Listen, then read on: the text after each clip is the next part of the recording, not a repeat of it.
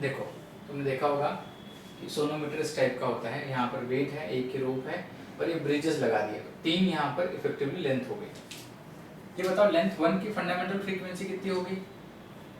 f1 not length 1 की fundamental frequency v/2l1, length 2 की v/2l2 और लेंथ 3 की फंडामेंटल फ्रीक्वेंसी है v/2l3। ये इस तरह से यहाँ पर इन तीनों पार्ट की फंडामेंटल फ्रीक्वेंसीज आ गई। देखो स्पीड सेम रहेगी क्योंकि रोप ए की √T/μ सेम है, लेकिन लेंथ अलग है, इसलिए सबकी फंडामेंटल फ्रीक्वेंसीज अलग अलग है। मान लो इसकी फंडामेंटल फ्रीक्वेंसी है, सॉल्व करने पर इसका आंसर आता है 1, सॉल्व करने पर इसका आंसर आता है 2, सॉल्व करने पर इसका आंसर आता है 3, 1 2 3 ये आंसर आता है, ये अपन कंसीडर कर लेते हैं। अब देखो कि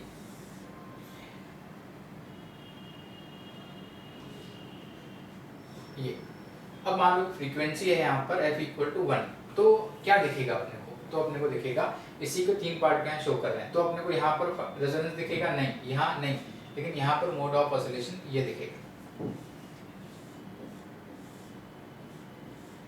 अब मान लो यहाँ पर फ्रीक्वेंसी अपन कर देते हैं 2, तो क्या हुआ? यहाँ कुछ नहीं होगा, ये फंडामेंटल मोड ऑफ ऑसिलेशन में आएगा, पर इसमें 2 हो जाएंगे क्योंकि अब ये फर्स्ट ओवरटोन या सेकंड हार्मोनी के करस्पॉन्डिंग करेगा। ये अपने आप इंडिपेंडेंट सिस्टम है, ये अलग सिस्टम है और ये अलग सिस्टम है।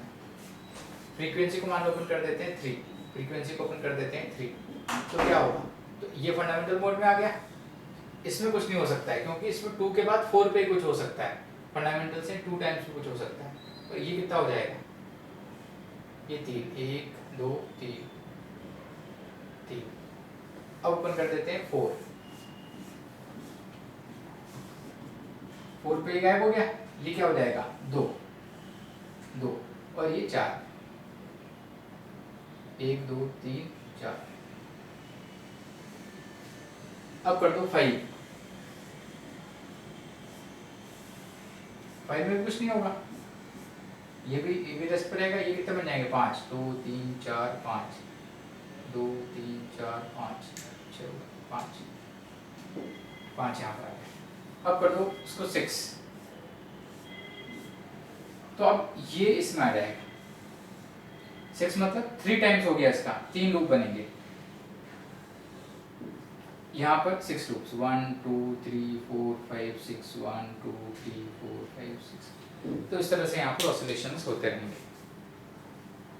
तीनों एक साथ पहली बार कब एक्साइट हो रहा है? तीनों एक साथ पहली बार तब इस केस में एक्साइट हो रहा है। तो fundamental common fundamental frequency equal to n1 f1 naught is equal to n2 f naught is equal to n3 f not.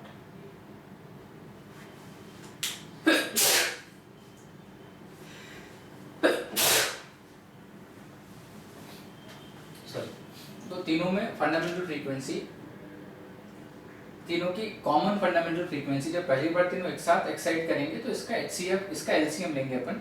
देख लो इस तरह से कि ये वाली कंडीशन यहाँ पर सेटिस्फाई होनी चाहिए। 6 के लिए ये 2 टाइम्स है, ये 3 टाइम्स है, ये 1 टाइम्स, तो यहाँ पर डायरेक्टली इसको कैलकुलेट कर सकते हैं कि 6 आंसर होगा।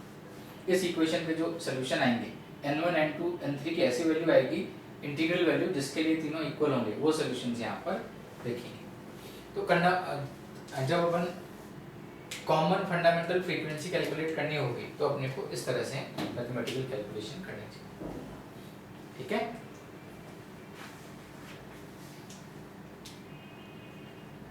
डन।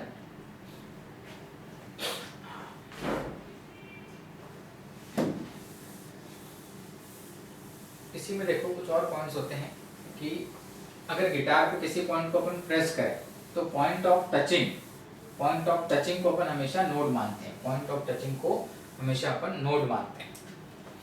तो नोट कर लो, पॉइंट ऑफ टचिंग और pressing will be considered as node, and point of plucking, खींच के अपन जहां से छोड़ेंगे, पॉइंट ऑफ प्लक करना, plucking is always considered as point of anti node.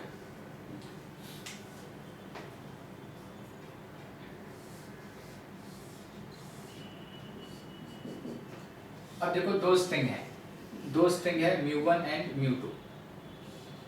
तो जब तक कुछ मेंशन नहीं किया जाएगा इस वाले पॉइंट को अपन नोड कंसिडर करते हैं कि ये वाला पॉइंट नोड बनेगा, ये वाला पॉइंट हमेशा ही नोड बनेगा। अब अगर ये नोड बनेगा तो इसके लिए फंडामेंटल फ्रीक्वेंसी f1 नॉट कुछ अलग आएगी, इसकी फंडामेंटल फ्रीक्वेंसी कुछ अलग आएगी। तो पहला मोड ऑफ ऑसिलेशन जिसमें दोनों एक साथ एक्साइट करेंगे वो हो जाएगी कॉमन फंडामेंटल फ्रीक्वेंसी, और कॉमन फंडामेंटल फ्रीक्वेंसी होगी जब ये कुछ n1 लूप में होगा और ये कुछ n2 लूप में होगा। जैसे मान लो ये है 1, इसकी फंडामेंटल फ्रीक्वेंसी है 1, इसकी फंडामेंटल फ्रीक्वेंसी मान लो है 2, तो अपन क्या बोलेंगे आंसर आएगा 2 में ये सेकंड हार्मोनिक में 2 लूप बनाएगा, ये एक लूप बनाएगा। मान लो इसका आंसर आता है 2 और इसका है 3, तो कॉमन फंडामेंटल फ्रीक्वेंसी क्या आएगी 6। 2 पर ये एक्साइट करेगा, ये नहीं करेगा, 3 पर ये एक्साइटेड होगा, ये नहीं होगा, 4 पर ये 2 में होगा, ये नहीं होगा, 5 में दोनों नहीं होंगे, 6 में ये 2 लूप में होगा और ये 3 लूप में होगा, तो आंसर आएगा 6।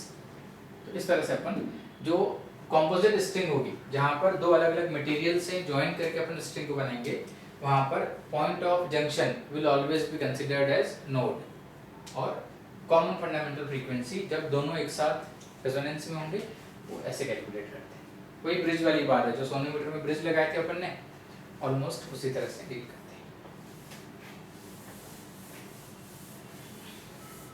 एक और वर्ड होता है यहाँ पर ऑक्टेव, कि F1 is an octave higher of F2। तो F1 n ऑक्टेव हायर मतलब 2 की पावर n, ऑक्टेव मतलब 2, n मतलब पावर n। इसको अपन इस तरह से रिप्रेजेंट करते हैं। याद रखना कि ऑक्टेव का मतलब ये होता है, n ऑक्टेव हायर का मतलब ये, n ऑक्टेव लोअर मतलब डिवाइड कर देंगे, 2 की पावर n से डिवाइड कर देंगे। एक वर्ड आता है unison, 2 bodies are in unison. इसका मतलब उस वक्त दोनों बॉडीज जो भी फ्रीक्वेंसी पर वाइब्रेट कर रही हैं वो फ्रीक्वेंसी इक्वल है, वो फ्रीक्वेंसी इक्वल है। यूनिसन वर्ड का मतलब फ्रीक्वेंसी इक्वल होना।